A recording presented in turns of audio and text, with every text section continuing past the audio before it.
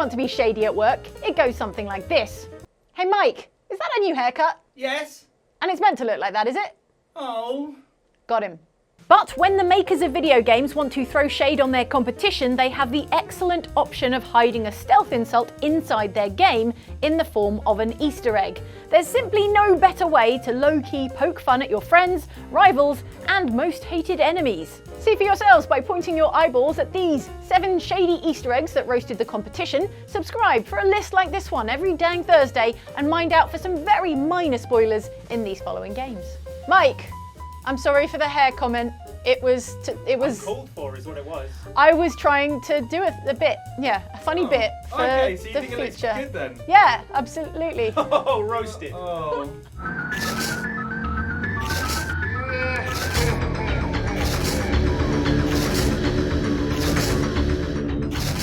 Sonic the Hedgehog's nemesis, Dr. Robotnik, goes to some pretty extreme lengths to try and kill his spiny rival, including, but not limited to, big balls on chains, giant drills, and robot clones that can turn into buzzsaws. Really, all he needed to do was wait until autumn, build a bonfire, and then let Sonic fall asleep among all that cozy wood and kindling, and then job done.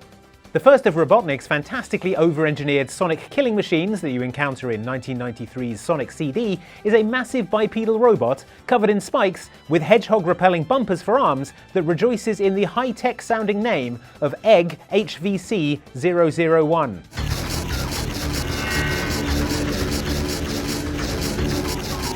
It is almost certainly not a coincidence that HVC 001, as well as being the name for this robot, was also the serial number name for the Famicom console made by Sega's rival Nintendo. Behold the Famicom HVC 001, otherwise known as the Nintendo Entertainment System, or NES. Maybe that Easter egg doesn't sound like such a burn, you might be thinking. That robot is badass. And then you brush lightly against the Egg HVC 001, and the entire thing falls apart quicker than a Wish.com Jenga tower.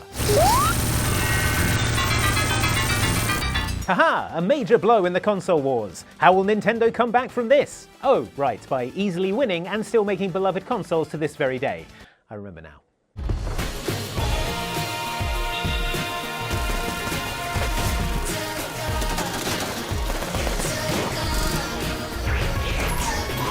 As you might have guessed from the title, top-down shooter Enter the Gungeon is a game with a lot of guns in it. Unless the title is a typo, it's supposed to be Dungeon, and the number of guns is just a coincidence.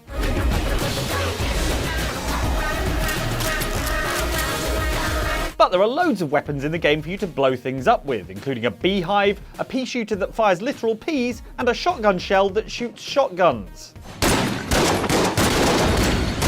One of these many weapons is deadly in its own right, but serves the dual purpose of also being a savage indictment of modern gaming monetization practices. That is, the microtransaction gun. Costing a hefty 100 of the game's rarest currency, hegemony credits, the microtransaction gun resembles a big gold cash register. It fires collectible statues and plushies, art books, cash and gems, and uses one shell, the game's other main currency, every single time you fire it.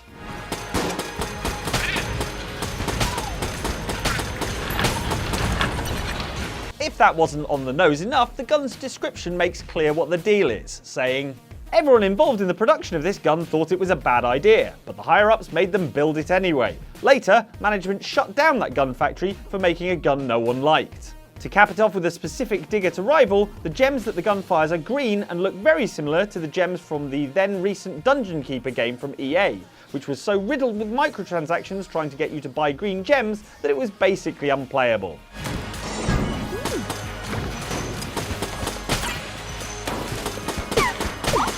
As a side note, the microtransaction gun is free if you buy Enter the Gungeon's DLC. I can't tell if that's satire or not, but either way I think it works.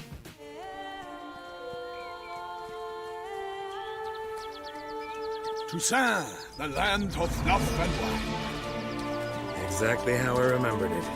Only a franchise as esteemed as The Witcher could pull off a jab at the concept of downloadable content from within some downloadable content and still come out of it smelling like roses, much like Geralt after a trip to the bathhouse. Fragrant.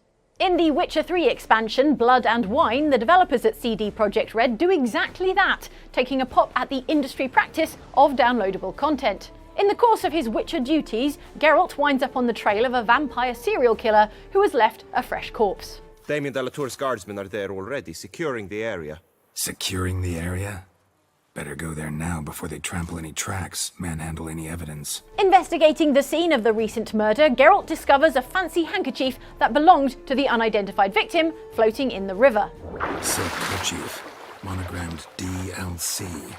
A noble's accessory, clearly. This small DLC item must belong to a nobleman, Geralt deduces, on account of it being so expensive. Overpriced, you might say, if you were making a point about DLC. This DLC nobleman turns out to be a former knight named Delacroix. One thing. Found a handkerchief in the water. Monogrammed DLC. Mean anything to you? Delacroix? It cannot be. Was it he the beast slew? It then transpires that the serial-killing beast of Toussaint has been murdering people for breaking the knight's moral code, like if the killer from Seven had been into the chivalric virtues and was also a vampire. Mr. DLC was murdered for failing to uphold the chivalric virtue of generosity. Being greedy, you might say, if you were making a point about DLC. And in the spirit of doing an ironically themed murder, the killer stuffed a bag of money down the throat of Mr. DLC before chopping him up and dumping him in the river. Something in the throat. A pouch, bulging with coins. And so it was that The Witcher 3 pulled off its greatest ever trick, which was taking a crafty pop at overpriced, undersized DLC in rival video games from within the main quest line of its own DLC, which, by way of contrast, was a deep 20-hour expansion and thus a totally different thing. Ta-da!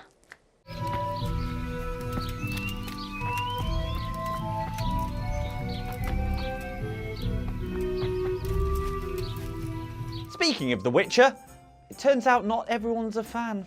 Or at least not a fan of the kind of stuff Geralt gets up to in his off hours, which we remind you involves doing it on the back of a stuffed unicorn.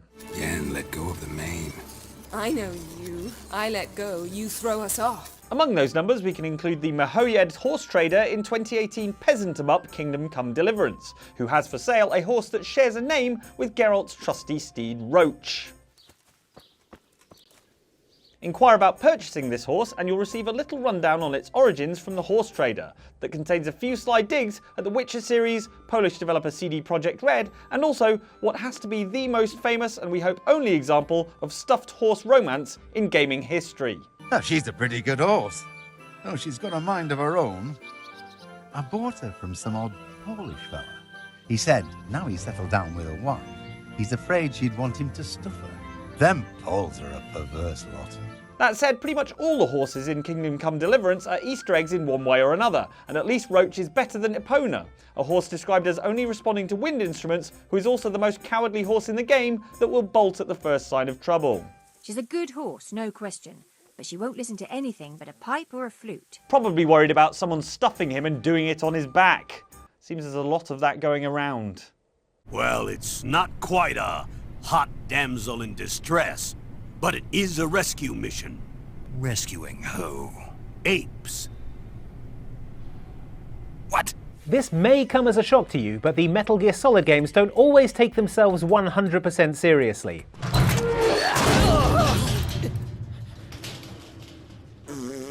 That was probably the moment that BAFTA knew they had to give Hideo Kojima the fellowship.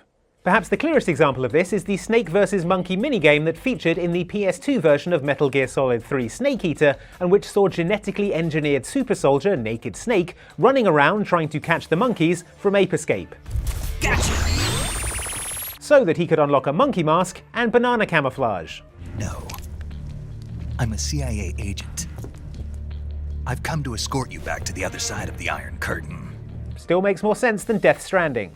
Anyway, if you've never seen it, I encourage you to watch the introduction to the Snake vs. Monkey mode, not just because it involves Snake and Campbell yelling about apes, includes the phrase monkey catching action, Isn't this just some monkey catching action? and has Snake inexplicably saying that he'd rather be collecting pants. I'm not against some monkey catching, but I'd rather be collecting pants. But it also includes a sly dig at the main pretenders to Snake's throne as king of the stealth games, Sam Fisher from Splinter Cell and Gabe Logan from Siphon Filter.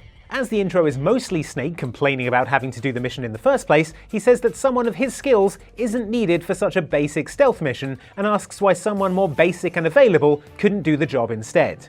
The names he suggests? Sam and Gabe. Why don't you make Sam or Gabe do the job? Snake. Take it as a compliment, Snake. No one does monkey catching action quite like you.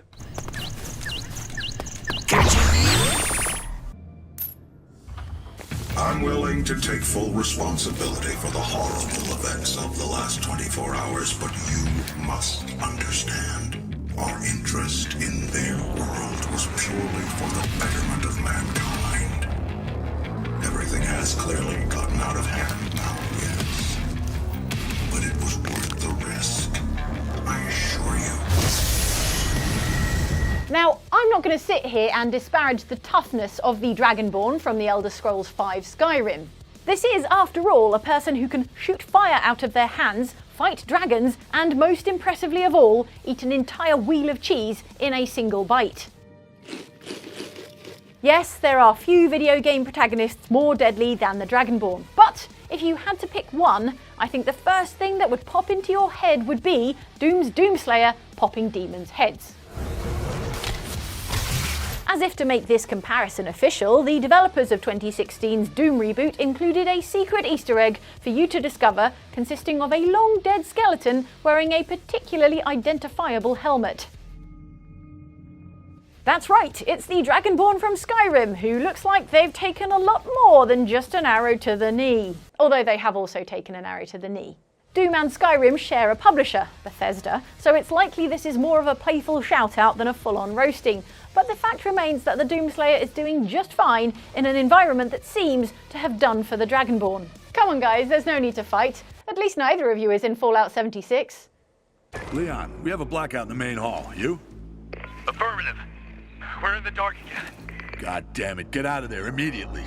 Aidan Caldwell, the main character of Dying Light 2, is a capable zombie survivor. But how does he stack up against other iconic characters from zombie video games? Well, if the mission named Broadcast is to be believed, pretty well actually. That's because during this mission, in which Aidan has to scale a skyscraper full of zombies, he runs into not one but two characters who are snarky Easter eggs meant to roast the great-granddaddy of zombie games, Resident Evil. First of all, during the mission you come across an injured peacekeeper who may seem familiar with his Raccoon City Police Department looking uniform and 90s boy band curtains. You're Leon? That's what it says on my dog tag. Oh yeah, also he's called Leon. He asks you to go and find his comrade Chris, who, it has to be said, is doing even worse. Chris?